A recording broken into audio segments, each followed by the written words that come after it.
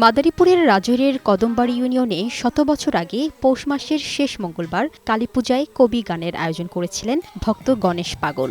সেই থেকে গণেশ পাগল সেবাশ্রম সংঘ প্রতি বছর ১৫ জানুয়ারি থেকে ২১ জানুয়ারি পর্যন্ত কবি গানের আয়োজন করে আসছে। এদিকে উপজেলার খালিয়া ইউনিয়নের সেনদিয়ায় কৃষ্ণ কালীপূজা ও পৌষ সংক্রান্তি উপলক্ষে কবি গান ও সপ্তাহব্যাপী পৌষ মেলা চলছে। কবি গানে অংশ নিচ্ছেন চারণ কবি সংঘের সহসভাপতি কবি স্বপন সরকার, কবি তিমির সরকার সহ অনেক কবিয়াল। সাধারণ লোকে মনের খোরাক এনে দেয় এই কবি গানে।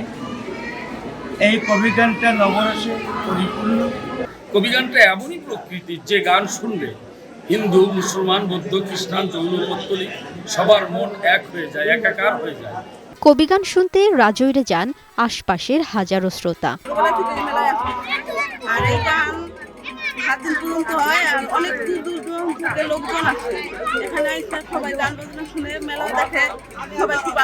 বাহারি পণ্য নিয়ে মেলায় ১,০০০-এর বেশি স্টল বসেছে। আগতরা বিভিন্ন স্টল ঘুরে ঘুরে কিনছেন পছন্দের পণ্য।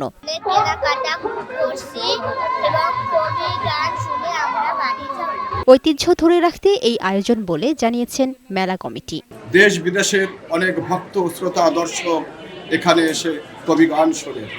আমরা যারা মহামানব গণেশ পাগলের প্রতিনিধি আছি, আমরা ভক্ত সেবায় নিয়োজিত। লামিয়া আক্তার, বৈশাখী সংবাদ।